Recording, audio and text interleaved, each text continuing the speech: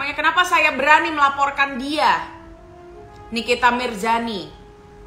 Ya, karena itu sudah keterlaluan memposting hoax dan pencemaran nama baik.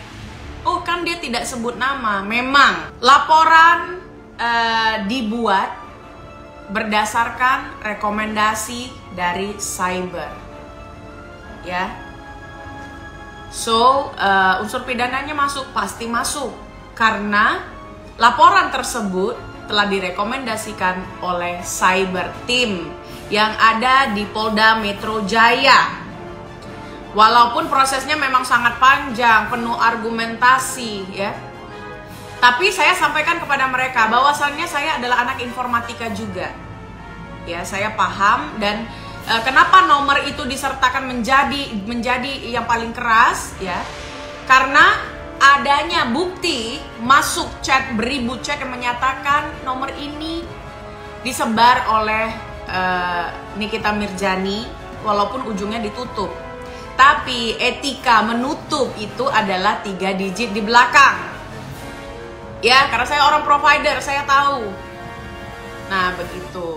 Nah, kalau penutupan pengkaburan 1 angka di belakang itu berhasil, lantas kenapa orang bisa menchat saya dan menyerang get kontak saya dengan nama-nama yang tidak manusiawi? Saya mau kasih tahu sama kalian begini. Dengan statement dia yang selalu bilang seolah-olah dirinya adalah kebal hukum, saya pastikan dia tidak punya backingan siapapun. Karena terutama laporan yang saya kirimkan, yang saya layangkan, itu saya jamin penegak hukum akan berlaku seadil-adilnya. Ya, tidak ada intervensi dari siapapun. Saya pastikan itu akan berjalan karena memenuhi unsur tersebut. Terus buat kalian yang bertanya, Kak, apakah ada kata damai? Wallahi, demi Tuhan, saya tidak akan menerima kata damai. Tidak ada kata damai buat saya. Ya.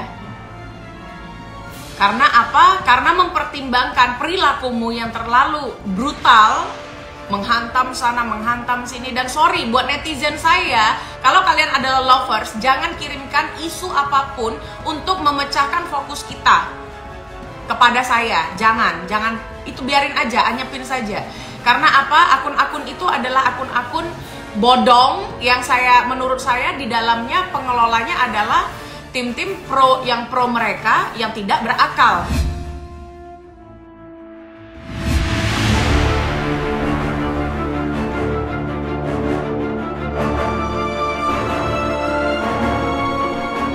Bukan bunda, dia laki-laki. Kamu nggak boleh sebetulnya tahu beritain tentang bencong. Sekarang terserah kan, tapi dia mau mengakui nggak? Itu. Tapi di podcast Pamela ini katanya dia punya anak di Medan. Ya? Bukan, itu adopsi, anak dari temennya yang perempuan. Bukan, itu bukan anak. Bagaimana dia melahirkan dari mana? Orang dia rahim nggak punya. Dia bukan mandul ya, tapi dia tidak punya rahim. Jangan bongkar aibnya, jangan jangan mencoba untuk ngorek-ngorek apapun gendernya. Memang kan kerjaan gue ngurusin orang. Iya, jangan bertanya lagi. Jangan suka bertanya-tanya. Memang kerjaan gue ngurusin orang yang tidak tahu diri, yang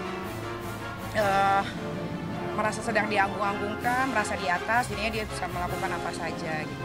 Kalau buat gue orang yang sudah keterlaluan itu harus diluruskan, apalagi si manusia ini kan sudah lupa sama orang-orang yang menolong dia dulunya sebelum kayak gini. Dia lupa, dia blok-blokin semua itu nama-namanya.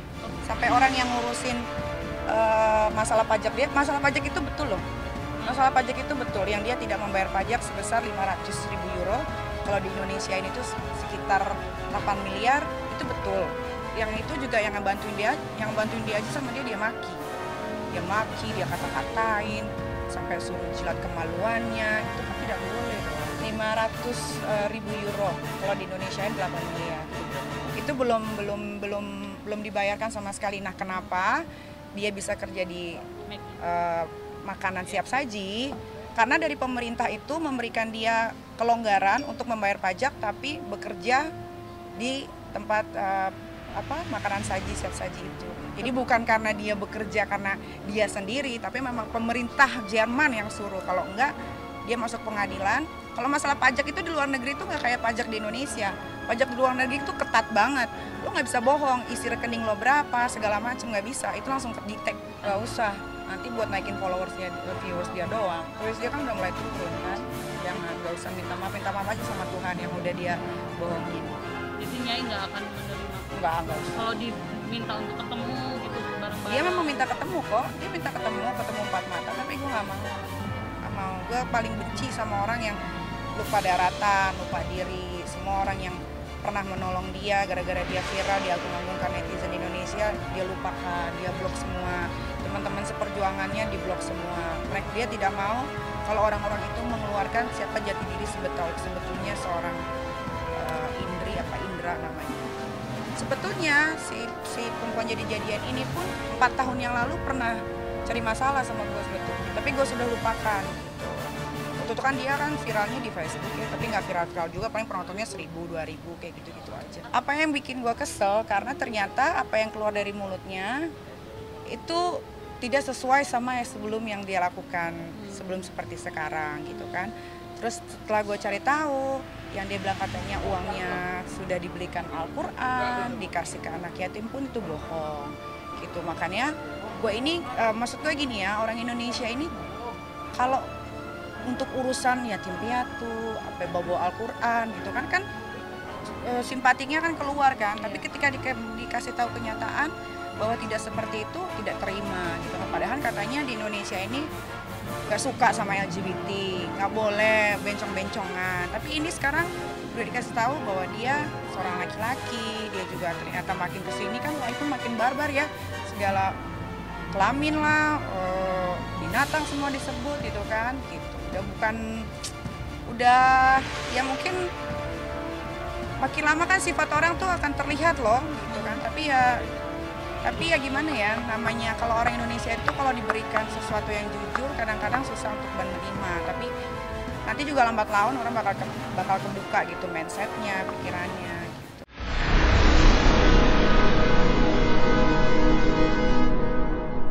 Jadi jangan lupa untuk subscribe Cumi Cumi. Ditekan ya tombol lonceng merahnya.